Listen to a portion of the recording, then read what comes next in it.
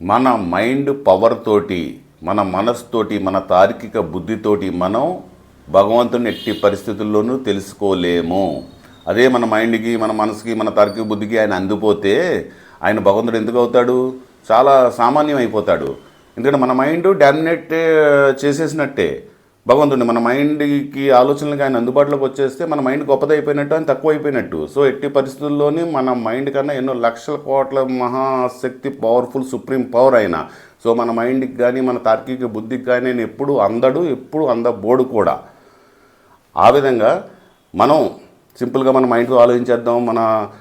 మనకున్నదే చిన్న చిన్న మైండ్లు, వీటితో ఆలోచించేసి మనం తెలిసేసుకుందాం అంటే అది ఎట్టి పరిస్థితుల్లోని జరగని పని.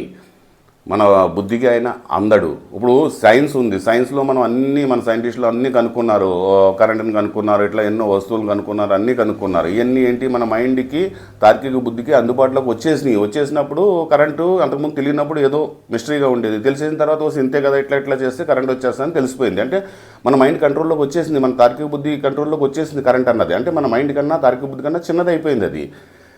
అలాగా సైన్స్ కానీ ఉండే, ఇప్పుడు మ్యాథ్స్ కానీ ఉండే, మ్యాథ్స్లో ఏంటి, ఇప్పుడు 2+2 ఎంత అవుతుంది? 4 అవుతుంది. అంతే, మనకు తెలిసిపోతుంది అది. సో అది మన అందుబాటులోకి వచ్చేసినప్పుడు అది ఒక సామాన్యం అయిపోయింది. కానీ భగవత్ శక్తి, సుప్రీం పవర్ అలా కాదు. మన తార్కిక బుద్ధికి, మన మైండ్కి అందదు, ఎప్పుడు అందబోదు కూడా. మహాశక్తి అది. మన మైండ్ చాలా చిన్నది భగవంతుడి ముందు. సో మన ఈ చిన్నదాంతో భగవంతుడిని అందుకోవాలి అనుకోవడం అది మూర్ఖత్వం అవుతుంది. సో అందుకోసమే ఎప్పుడు అసలు ఆలోచన అన్నదే మనకి రాకూడదు. తెలియక చాలామంది ఆలోచిస్తూ ఉంటారు. మరి భగవంతుని ఎలా తెలుసుకోవాలి అంటే మార్గం ఉంది. ఎందుకు అంటే ఎప్పుడైతే మన బుద్ధిని పక్కన పెడతామో, మన మనసుని పక్కన పెట్టేస్తామో, మన తార్కిక బుద్ధిని పక్కన పెట్టేస్తామో, మనసును లయం చేస్తామో, మెడిటేషన్ ద్వారా మనం చేయగలుగుతాం. మెడిటేషన్ ద్వారా మన బుద్ధిని, తార్కిక బుద్ధిని కానివ్వండి, మన మనసును కానివ్వండి, ఎప్పుడైతే లైవ్ చేసేసి పక్కన పెట్టి మనం శూన్యం అయిపోతామో ఆటోమేటిక్గా ఆయన మనం చేరుకోగలుగుతాం. ఆయన దర్శనం అవుద్ది. అంటే చేరుకోవడం అంటే ఆయన ఎక్కడో లేడు, ఆయన ప్రతి అణువులోని, పరమాణువులోని, నాలోని, నీలోని, మీలోని, అందరిలోని ఆయన ఉన్నాడు. సో ఎప్పుడైతే వీటిని పక్కకు జరుపుతామో, మన మనసుని, ఆలోచనని పక్కకు జరిపేస్తామో ఆటోమేటిక్గా ఆయన ప్రత్యక్షం అయిపోతుంది, భగవద్ దర్శనం అవుతుంది. ఆ మార్గం ద్వారా, ధ్యాన మార్గం ద్వారా మనం తెలుసుకోగలుగుతాం తప్పించి వేరే రకంగా తెలుసుకోలేము. అదే ఇప్పుడు ఎగ్జాంపుల్గా చీకటి ఉంది, ఒక లైట్ వేసాం మనం, ఆ చీకటి ఏమవుతుంది? ఆటోమేటిక్గా మారిపోతుంది.